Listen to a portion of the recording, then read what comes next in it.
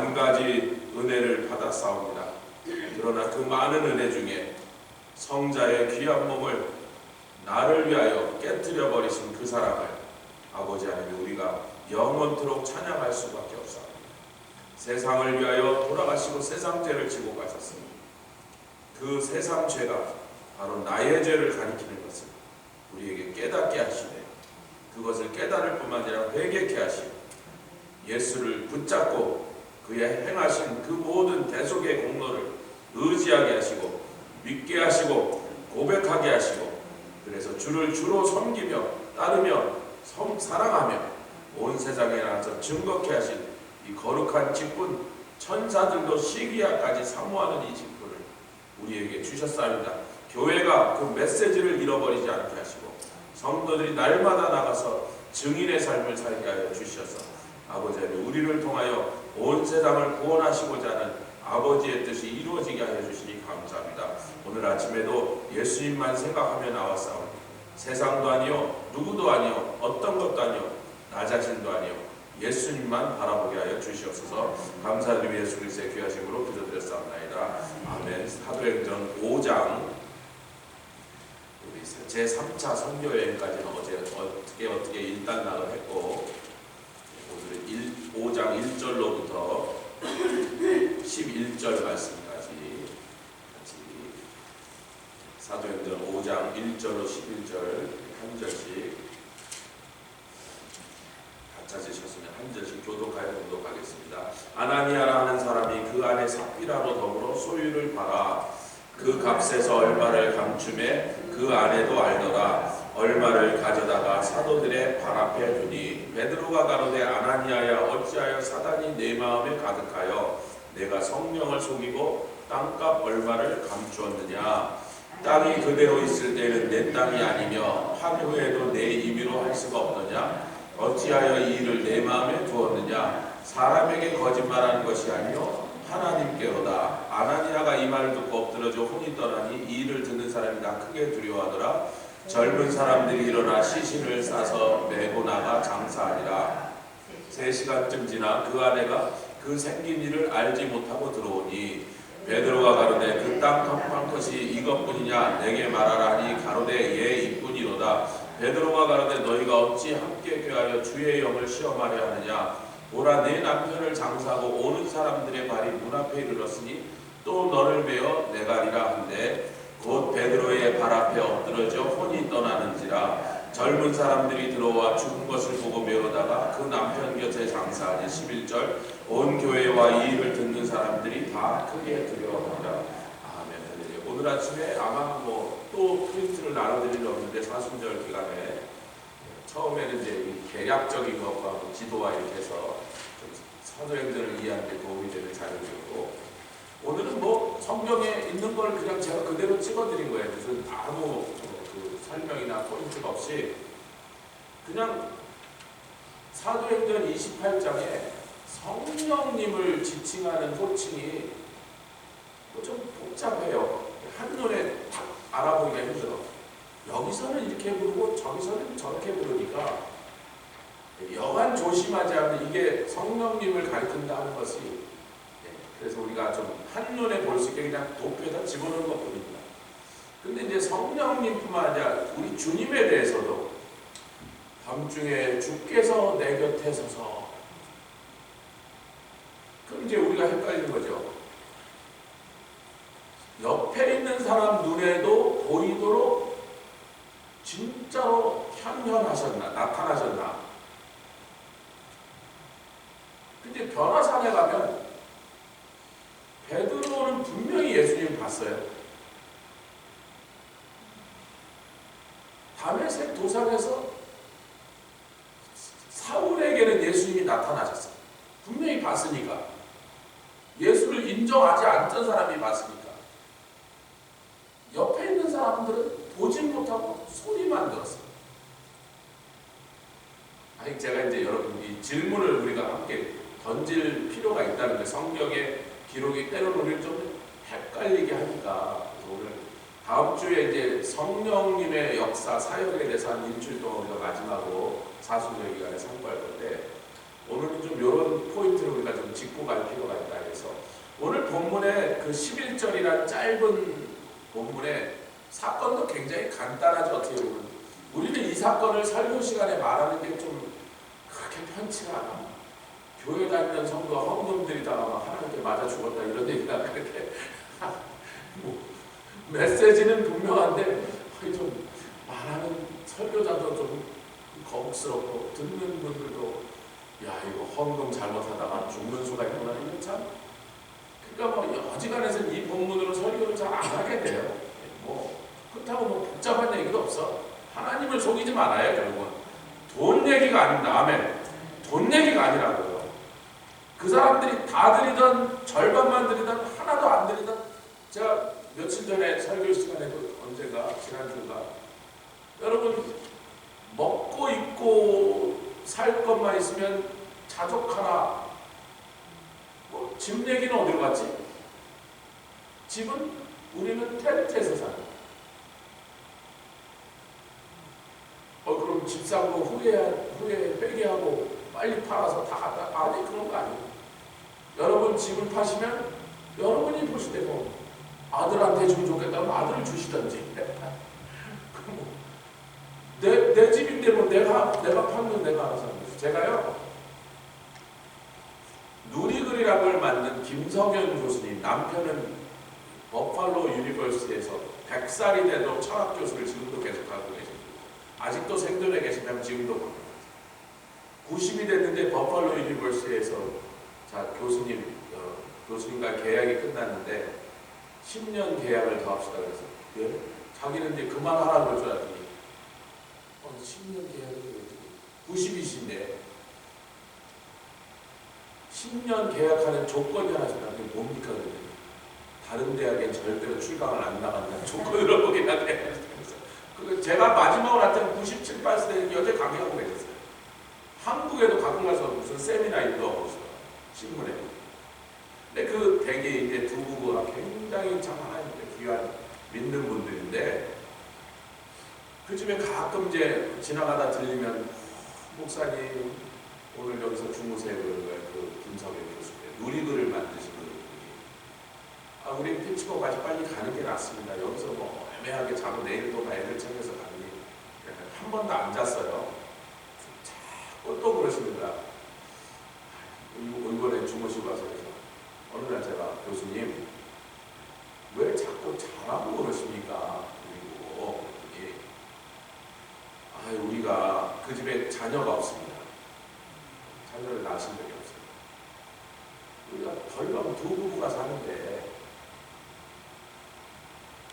어느 날 뭐 둘이서 월급도 받고 그래서 넉넉하니까 집을 하나 지어야겠다는 생각이 들어서 땅을 이렇게 하나 사갖고 집을 하나 지었는데 건축업자하고 이렇게 설계하다가 서재도 들어 자리도 여고수도 그래서 방 4개를 집어넣었다는 거예요. 위층에 침실 2개, 밑에는 연구실 2개.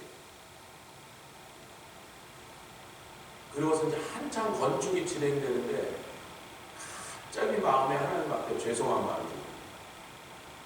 사실 그 집에 꼭 필요한 방은 하나잖아요. 정말로 필요한, 없으면 안 되는 방. 두 부부가 한 방에 사니까.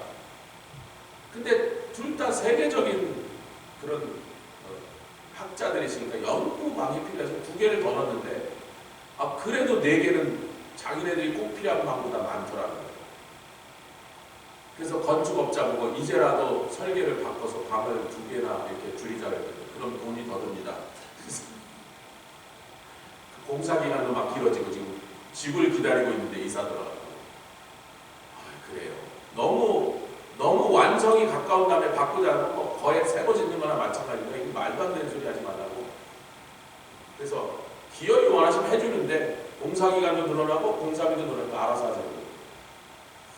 그래서 이제 그날 고민을 하다가 다음날 아침에 기도하면서 얘기했답니다. 주의, 저희가 그냥 꼭 필요한 만큼만 지었으면 되는데 이렇게 세상에 사람들처럼 허영식으로 이렇게 큰 집에 방을 여러 개 넣고 했는데 그냥 주님 죄송합니다. 이제 와서 어떻게 해볼 수가 없다니까 지금부터 버팔로를 지나가는 모든 주의 종들을 우리가 주무시게 하겠습니다. 그리고 30년째 그러고 있다는 거예요.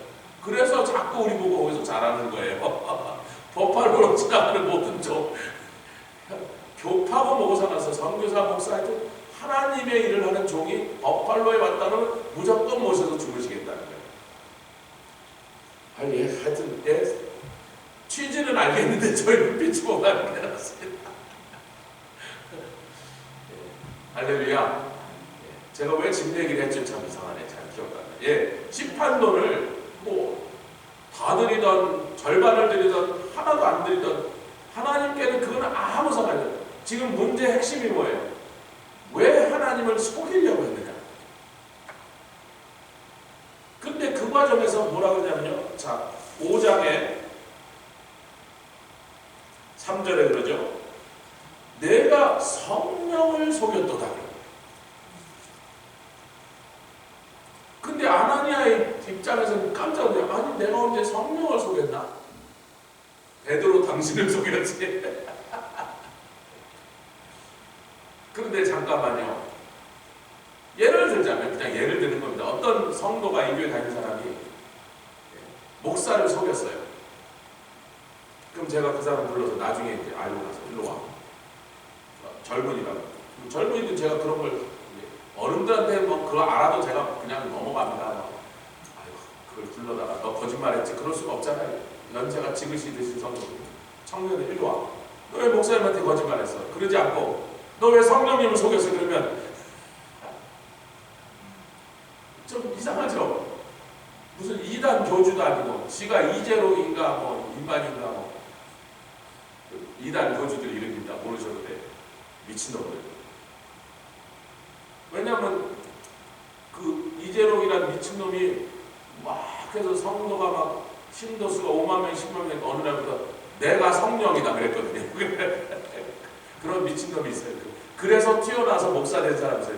저놈이 진짜 이단이구나. 그래서 그걸 알게 어느 날 자기를 성령이라고 자기가 성령이니까 성령이라고 부르라 그래서 그날 나와서 이제 다시 회개하고 와서 정통 들어가는 돌아와서 목사 된 일이 나와서 그 얘기를 하는 그 사람이 거기서 그래서 자기가 나왔다는 거예요. 그 이단에서. 베드로는 그날 나한테 거짓말하면 네가 성령한테 거짓말하고다 그렇게 말하는 게 아니에요.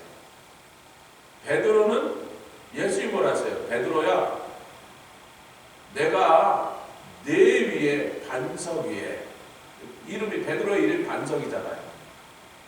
교회를 세우리라 했어요.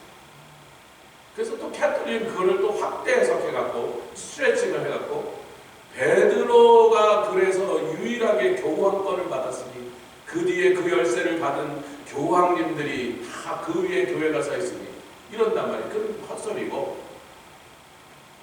그러나 과연 초대교회가 시작되고 나니까 초대교회 모든 중요한 사건마다 베드로가 교회를 대표하여 말도 하고 그 사건마다 베드로가 그 중심에 있었던 거예요.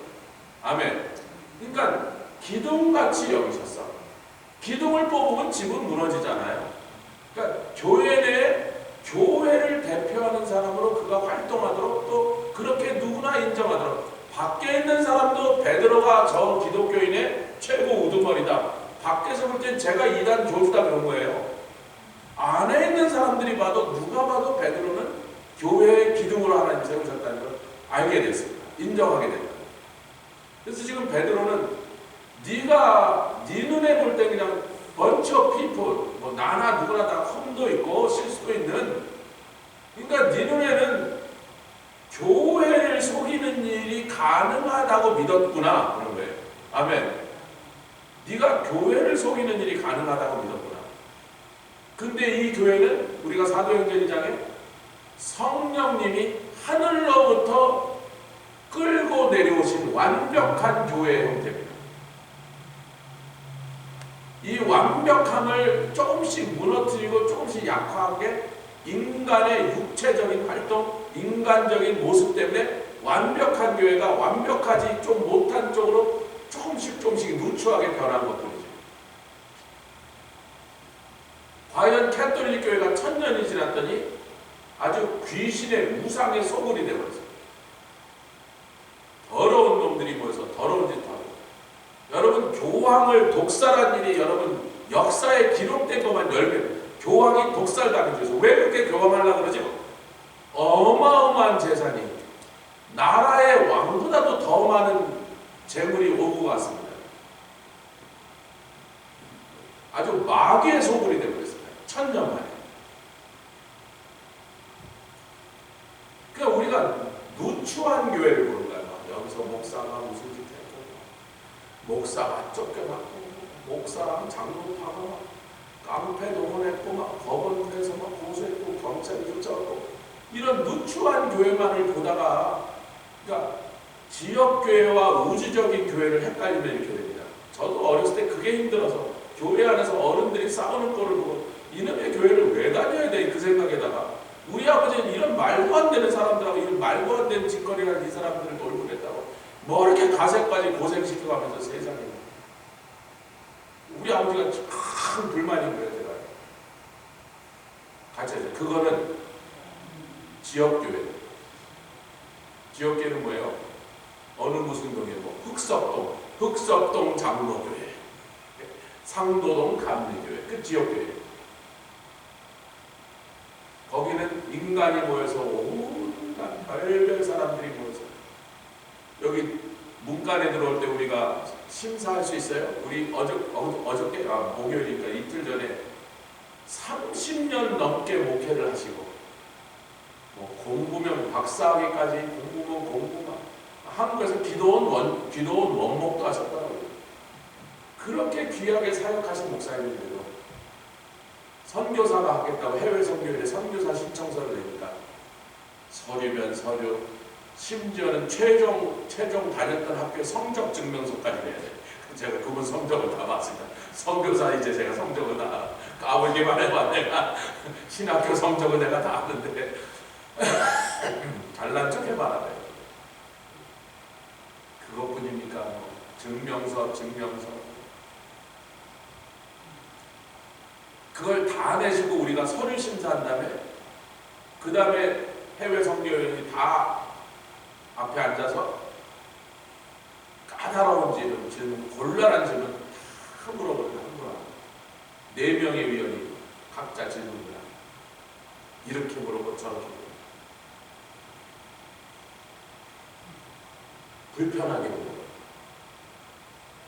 그런데 여기 교회 앞에 딱 사람이 나타나면 지역교회 사람이 나타나면 그 사람이 성격 파탄자든지 무슨 채무 불이행자든지 학교 폭력을 했던 인간이든지 전과자든지 우리는 한 가지도 못 물어보고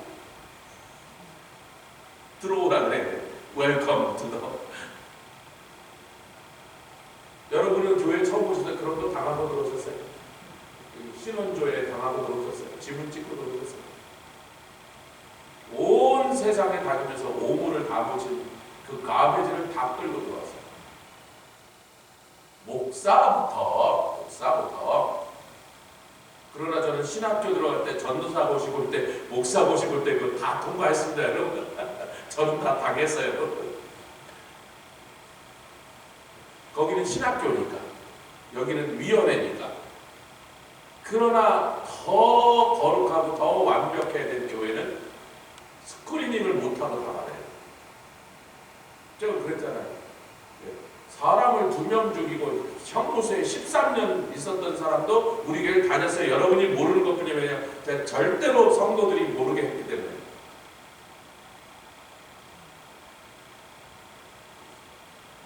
우리 교회 몇 년 다녔어요. 여러분은 그 우리 누군지 몰라. 그러니까 그런 곳이 교회들이 지역교회는 가져다 별별 일이 다 일어난다. 아니 하세요 같이. 지역교회는 이 개념을 우리가 헷갈리면요 참 곤란해집니다. 우주적 교회라는 것은요 아담으로부터 시작해서 예수님 딱 재림하시는 날까지 구원받은 모든 그 장자들의 총회, 하늘의 장자들의 총회. 총회라는 건 구원받은 모든 뭐 몇십억이 될지도 모르는 사람이 전부 다 한꺼번에 뭐예요? 예수님을 머리로 우리는 전부 몸이 돼서 완전하고 완벽한 교회된 그 우주적인 교회. 그러니까 우주적인 교회는 저기 유니버설 처치라는 거예요. 우리 사도신경에요. 홀리 캐톨릭 처치라고 캐톨릭들은 그런데 우리는 그거를 아니 말도 안 되는 그러면 로만 캐톨릭만 교회다라고 지금 말하려고 그러는 거예요. 그래서 우리는 개신교에서 그것을 영어로 할 때 홀리 유니버셜 처치입니다. 유일하다는 뜻이에요, 여러분. 유일하다. 그 유니버셜 처치, 우주적 교회, 우주를 상상하지 마세요. 유일한 교회는 완전하고 완벽한 교회다. 우리가 다 구속받고 또 영화되고 성화돼서 들림마다 휴거돼서 한 명도 빼놓지 않고 다 모여 완전체를 이루는 교회는 그 교회의 가장 잘 묘사한 것이 사도행전 2장에 사람이 시작하고 사람이 돕지도 않은 뭐 사람이 어쩌고 의논하고 뭐 회의에서 만들어진 교회가 아닌 하늘에서 내려온 교회다. 베드로가 지금 그 얘기를 한 거예요. 이 교회를 네가 하나님께서 이 땅에 세우신 하나님의 미국 대사관처럼 천국 대사관을 네가 이게 니네 나라에 있다고 미국 대사관에다가 폭탄을 모사하고 우선 돌 하나만 던져보세요. 미 해병대한테 잡혀서 워싱턴으로 끌고 옵니다. 아멘 합시다. 근데 소말리아에 있다고 이 소말리아 놈들이 미국 대사관에다가 RPG 쏘고 이게 알라의 맛을 보고 막 쏩니다. 여러분 어젯밤에 어제 헤이티에서 또 이제 며칠 동안 막 난리가 나서 막 죽이고 죽고 막 그래서 몇 년 만에 이제 총리가 들어왔는데 막 총리도 막 공격당하고 난리가 났어요. 헤이티가. 소말리아나 그런 데는 미국 대사관이고 소용없어. 막. 왜냐면 그게 나라예요? 그 무정부 상태로 지금 계속하는 나라가 그게 나라냐 말이야. 소말리아가 해적의 나라지 이게 무슨 정부가 있어요? 그 나라가? 헤이티가 무슨 정부가 있어요? 군대가 있어요? 뭐 경찰이 있어요? 그 나라. 그런 나라에서는 미국 대사관 막 공격해. 그러나 지네 나라가 개판이라고 아나니아 삽비라 이 땅에 그냥 속이고 속고 적당히 인간적으로 막 이런 짓도 하고 뭐 그냥 속일 수만 있으면 뭐 임금님도 속이고 세무서도 속이고 이 세상이 그런 개판이라고 하늘나라를 이 땅에서 무엇인지 보여주고 하늘나라 천국의 기능을 대행하라고 대사관처럼 세우신 이것은 이 안은 여러분 미국 대사관 안은요 모든 것이 미국 법으로 다스려집니다. 미국의 영토입니다. 어느 나라에 그 대사관이 설치됐든 미국의 영토라.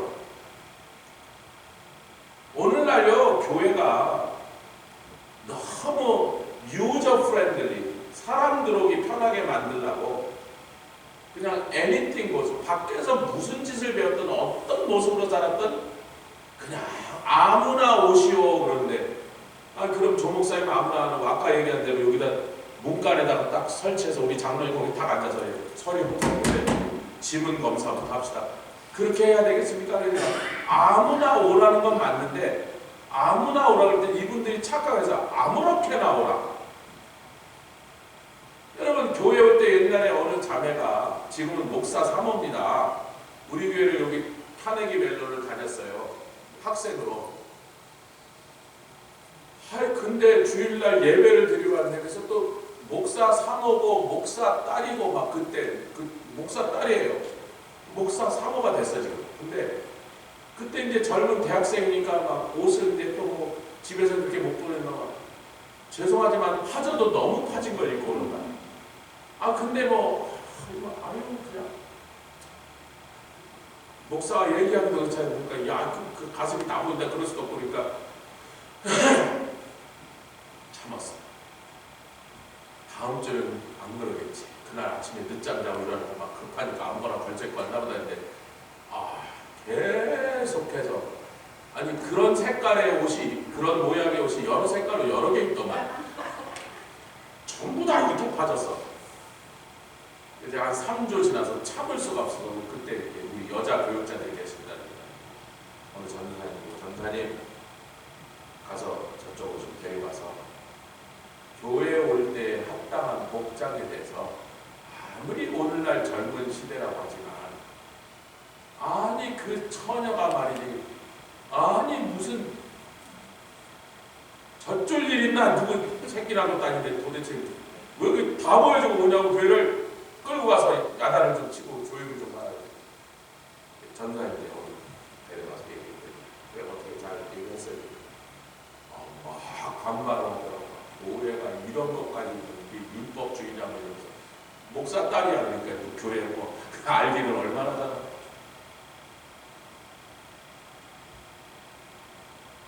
나중에 이제 사무된달 만나서 너 옛날에 그 사건 기억나니? 얘기했어요. 니네 교회에 그런 애가 나타나면 야단치니 잘했다 그러니 거거든요. 야단치죠.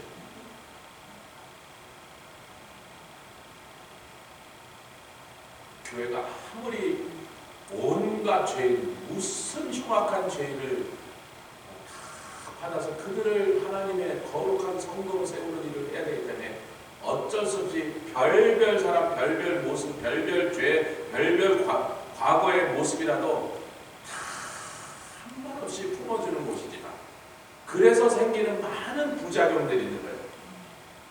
제 성질에, 제 문간에 딱 서서 너 들어오지 마, 너 웃기는 소리 하지 마, 쫓아냈으면요, 그런 일이 99%는 없어집니다. 그러나 교회는 그럴 수 없는 거죠. 왜? 전도서에 이렇게 되어 있죠. 너희는 식물을 물에 던지라. 7이나 8에게 나눠줄지어다. 아침에 파종한 것이 잘 될지 저녁에 파종한 것이 잘 될지 네가 어떻게 알겠느냐. 니네 교회 개판 술 취해갖고 막 웹백 토하면서 들어왔던 그 사람이 나중에 세계적인 바울 같은 종이 될지 네가 아닐지 네가 어떻게 알겠느냐. 아멘. 우리가 온두라스에 가서 20년 동안 이 나라의 바울을 찾아서 그 바울이 어떤 애, 우리 주일학교 애들을 집중적으로 하니까 찔찔 흘리면서 떼뽕을 까짜짜짜 껴갖고 막 학교도 제대로 못해 신발도 없는 그렇게 나타난 그 형편없는 애가 13살, 14이면 여자애들 중에 3분의 1이 음신해서 여러분 13살에 애를 베고 14살이면 둘째를 베고 있는 애가 걔가 하나님의 귀한 종이 되는지 아닐지 어떻게 알겠느냐. 아멘 합시다. 어떻게 하냔 말이에요. 우리가 심어봐야 알죠. 심어봐야 복음을 전해봐야 알죠. 그리스도의 사랑으로 사랑해주고 말씀으로 가르쳐줘봐야 걔가 그런 애가 된지 아닌지를 알죠. 그러니까 교회는 그냥 누구나 오라고 하는 수밖에 없는 거예요. 성격 까다로운 사람 두지 마세요. 그럼 저부터 못 들어왔어요. 그랬더니 이제 성도들이 또 오해하는 거예요. 교회를 아나니아 삽비라 교회 초대교회 성도잖아요. 교회가 시작한 지 얼마 안 됐더니 개척 멤버네. 그러니까 지금 사도행전이 진행되고 3장밖에 안 왔는데 벌써 집 팔아 드릴 생각을 할 정도의 믿음이 있으니 개척 멤버야. 오리지널 기독교인이 그런 사람들조차도 뭘 놓치고 있었다가 성령은 눈에 안 보이십니까? 이 교회를 성령께서 지금 주관하시고 주도하셔서 이 모든 일 가운데 성령께서 거기 앉아 계셔서, 그래서 이제 네가 왜 성령을 속였느냐 그러더니 4절 읽겠습니다. 본문은 해석하고 끝내야 되니까 시작. 땅이 그대로 있을 땐 내 땅이 아니면 파묘해도 내 입으로 할 수가 없더냐. 어찌하여 이를 내 마음에 두었느냐. 성령을 속였다 그러더니 그 성령이 누구라는 걸 밝히고 있어요. 여러분, 성령님이 하나님이 아니라고 비오순절파에서는 아직도 은근히 그렇게 말하려고 자꾸 우겨요. 왜냐면요, 비오순절파 신학자들 중에요, 하나님 아버지는 확실히 하나님이다. 제일 위에 계신 수프림 가시다. 한동안 예수님은 하나님의 아들이지 하나님은 아니다라는 그런 학설을 주장하는 사람들이 있는데, 결국은 마지막에 삼위일체론이 정립되면서 이단으로 정죄받고 다 교회에서 쫓겨나버렸습니다. 그 이후로는 한 지난 1500년 동안은 예수님이 하나님이 아니라고 하는 그런 공격이나 헛소리가 없어졌습니다. 다 청소해버리고 캐톨릭 사람들 만나는 거예요. 우리가 하나님도 믿고 예수도 믿는데 성령은 글쎄, 그런 분한테는 성경 어디를 펴주면 된다? 사도행전 5장 3절과 4절을 읽어주면 돼요. 내가 왜 성령을 속였느냐? 근데 그 성령이 하나님이다 지금 말. 내가 왜 사람에게 거짓말한 것이 아니라 하나님이신 성령에게 거짓말했느냐 지금 그렇게 말합니다. 아멘. 성령은 완벽한 하나님이 아니고 그냥 하나님이 보내서 뭐 이렇게 처음엔 예수님도 하나님은 아니고 하나님의 아들이다. 그러니까 아버지와 아들이 차이가 있는 것처럼 아버지와 같은 권세는 없는 분이다. 아버지가 보낸 대표 온갖 그런 학설과 해석으로 예수님은 하나님이 아니다라는 것이 초기 기독교의 가장 큰 300년 동안 논쟁거리였습니다.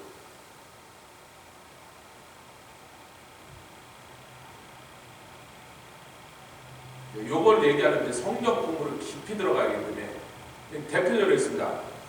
창세기 18장에 여러분 용서하고 들으세요. 좀 굉장히 깊은 내용을 지금 우리가 건드리고 있기 때문에 창세기 18장에 아브라함이 장막을 하는데 자라는 사건이죠. 사람 셋이 따옵니다. 근데 아브라함이 막 쫓아가는데 오셔서 내가 발 씻은 물도 드리고 막 빨리 좀 대접도 할 테니까 아이 됐다 우리 저기 지금 저 소돔과 고모라로 가니까 막 해지기 전에 가야겠다 그러니까 아이고 들어오셔서 그래서 막 하인들 부르서 막 송아지를 잡아라 막 빵을 굽고 난리가 났어요. 셋이 앉아서 먹으면서 그 집에 이제 애기 낳는 얘기, 아들 낳는 얘기를 한단 말이죠. 자기한테 절실한 얘기잖아 지금 세상에 눈이 번져. 그래서 그 얘기를 한참 하는데 한참 하다가 갑자기 두 사람이 일어나 나가요. 우리는 소돔과 고모라 오늘 해지기 전에 가야겠다고. 그래서 그 다음 장에 롯의 집에 그 선사가 도착한데 19장 1절에 두 천사가 그래요. 사람인 줄 알았는데 천사였네. 근데 셋이 왔는데 두 천사는 가고 사람인 줄 알았던데 천사인 천사가 가고 소돔에 들어가니까 천사가 들어갔어요. 근데 이럽니다. 아브라함은 여전히 여호와 앞에 있더라. 사람인 줄 알았는데 둘은 천사인데 하나는 천사도 아니고 여호와 하나님 그분이었어. 근데 요한복음에 예수님이다. 아브라함이 나를 만나려고 기다리가 나를 만나고 되게 기뻐했던데 그랬더니 아니 이놈이 완전히 돌았구나. 50도 안 돼 보이는 놈이 무슨 지가 예수님 당시부터 2000년 전 사람이다. 2000년대 이스라엘 이 땅에 왔다가 죽은 지가 1900년이 다 된 그 아브라함 할아버지하고 지가 만났다는 이런 미친 소리라니. 그때 예수님이 만났다니까. 언제? 여호와 하나님이라고 여호와라고 표시했던 그분이 이 땅에 초림에 이 땅에 성육신 하기 전에 잠깐 방문하셨던 예수님이었다. 근데 왜 이렇게 헷갈리게 해요? 그냥 간단하게 처음부터 예수님이라고 하지. 이게 성경 해석의 어려운 점입니다. 그냥 그 깊은 속에 굉장히 많은 비밀이 숨어 있다고 하는 사실. 우리가 사도행전에 이런 게 그렇게 극심하게 안 나타나지만 오늘 사건은 이제 그 다음에 봅시다. 5장 9절. 아나니아는 그렇게 죽고 나니 그 아내가 3시간 만에 왔어요. 삽비라입니다. 삽비라는 사파이어라는 보석 이름입니다. 사파이어. 성경에 보석 이름을 가진 제가 알기로는 한두 명밖에 없는데 이 여자가 사파이어. 예쁘게 생겼는지 그건 모르겠어요. 예쁘게 안 생겨서 보석 이름을 붙였는지 예쁘게 생겨서 보석 이름. 삽비라가 들어오더니 베드로가 한다. 땅 판값이 이것뿐이냐? 내게 말하라니 가로되 예 이뿐이로다. 9절 읽겠습니다. 시작. 베드로가 가로되 너희가 어찌하면 함께 꾀하여 성령을 속이느냐? 하나님께 거짓말했냐? 그러더니 이 같은 사건에서 또 한 번 바뀝니다. 주의 영을 시험하느냐? 아니 성령이라고 그냥 하면 되잖아요. 왜 주의 영이라고 합니까? 여러분 어저께 데살로니가 전서를 우리 금요 집회 때 같이 나누면서 성령을 저버리며 사람을 저버림이 아니라 너희가 거룩하게 하는 거룩하고자 하는 열망과 노력을 포기하면 너희에게 성령을 주신 하나님을 저버리는 것이지 사람의 무슨 그런 걸 저버리는 게 아니다. 그러면서 제가 그랬지 않습니까? 성령님은 거룩한 영이라고 이렇게만 해석하면 너무나 얄팍하. 왜? 그럼 예수님은 거룩하지 않아요? 거룩한 성자? 성부? 하나님 항상 성부, 성자 꼭 거룩하다를 강조할 필요가 없는 게 거룩이라는 말 자체는 하나님을 떠나서 사실 적용한 우리는 처음부터 거룩한 존재가 아니고 지금도 그런 면에서 보면 예수의 보혈로 덮여서 그분의 은혜 안에 있을 때만 거룩한 존재라고 인정받을 수 있는 거지 우리는 날마다 거룩하지 못한 짓을 뭔가 해. 그러면 거룩하다는 말을 새삼스럽게 붙일 필요가 없는 성령님께 뭐 거룩한 영이라고 꼭 그렇게 할 필요가 있느냐?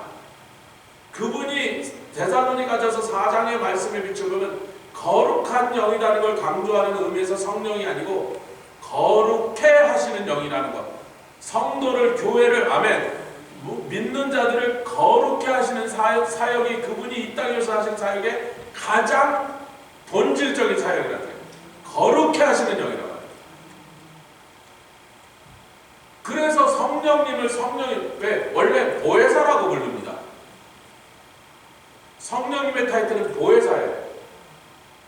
그런데 어떤 곳에서는 주의 영, 어떤 곳에서는 성령 그런단 말이에요. 아주 드물게 어떻게 예수의 영 그렇게 해요. 그럼 왜 같은 분을 놓고 주의 영, 성령, 예수의 영 왜 자꾸 이렇게 다른 각도에서 그분을 우리에게 표기하고 있냔 말이죠. 무엇이 강조되느냐? 아멘. 주의 영이라고 할 때는 하나님의 영이라는 거예요. 네가 덤비는 분이 하나님이라는 걸 몰라서 이 망령된 짓을 해요. 교회가 사람들이 모인 곳이라고 생각하고 네가 한번 속였는데 이 베드로가 인간적인 흠이 많아서 베드로 실수 많이 했잖아. 너희들이 볼 때는 베드로가 그렇게 완벽한 사람이 아니니까 뭐 지난해나 같은 사람이니까 뭐 살짝 속여도 뭐 어떡할 건데 베드로가 너 죽어 그럴까? 아나니아는 죽으라고 하는데 지가 놀래서 죽어버렸어. 여러분 기억나시죠? 아비가일의 남편 그 바보 같은 나발이 죽으라고 안 했어요. 근데 다윗이 자기를 죽이려고 어제 왔었다는 얘기 듣고 죽어버렸어. 아나니아는 죽으라고 안 했는데 죽었어요. 다 놀랐어요. 베드로도 놀랐어요. 그 다음에 베드로가 깨달아서 내가 교회를 대표하여 죽으라고 할 때 죽는구나. 무서운 것입니다. 인간 조영선 목사는 여러분과 조금도 성정이 같은 사람. 뭐 거짓말할 때마다 그때마다 죽인다면 지구 80억이 다 죽어야지 오늘 다 죽어야지 오늘 거짓말 거의 80명이 다 할 거니까 그런 게 아니고 목사가 높은 위치에 있으면 거짓말하는 그것도 아니고 목사도 속이면 속임을 당할 수 있습니다. 그러나 교회 안에 역사하시고 교회를 주관하고 계십니다. 성령님 그러나 더 정확하게는 주님의 영 하나님을 속이려고 했습니다. 너는 죽는 게 나아. 진짜 죽어.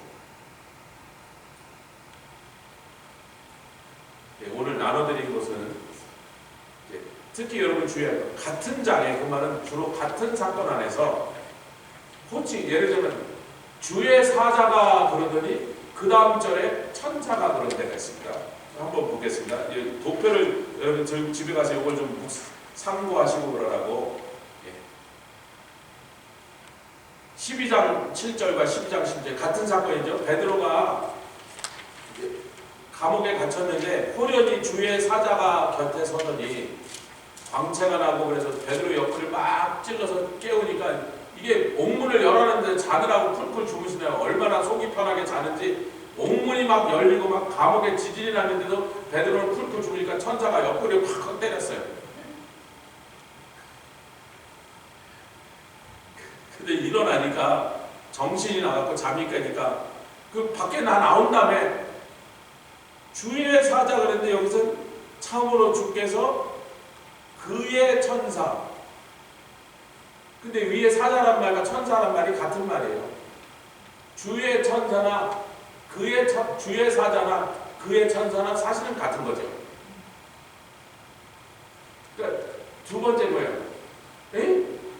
천사였네요. 밖에 딱 나오니까 사라졌어. 저도 사고 났을 때 저를 새벽 2시에 비 오는 밤중에 하이웨이에서 산속에서 저를 도와주고 경찰이 오고 앰뷸런스가 오는데 찾으니까 사라졌어. 너 무슨 소리야? 다 그런 사람이 어디 있었다고 그래? 아니 이 참 아니 그 사람이 이 트럭들을 다 세웠는데 나가서 아무도 본 적 없어. 나만 미친놈이 될 판이다. 그 얘기를 못해서. 왜냐면 자꾸 그 얘기를 이 사람이 좀 돌았나 이렇게 될까 봐. 아니면 술 먹고 지금 마약하고 사고를 했나 이렇게 될까 봐. 사고는데 없다 해서 가만히 있지 않니? 자꾸다 미친놈 되거든. 전 사람인 줄 알아요. 백인 남자였어요. 백인 남자. 키까지는 정신없어 못 봤는데 분명히 백인 남자였고. 근데 생각해보니까 그 새벽에 허리케인 영향으로 하루 종일 비가 온 새벽 2시에 가장 가까운 액션이 이쪽으로 10마일 저쪽으로 10마일. 제가 거기 위치를 정확하게 보고 반대편에 카벨로가 있어요. 그래서 카벨로 딱 앞에 거기 사고 난 지점이에요.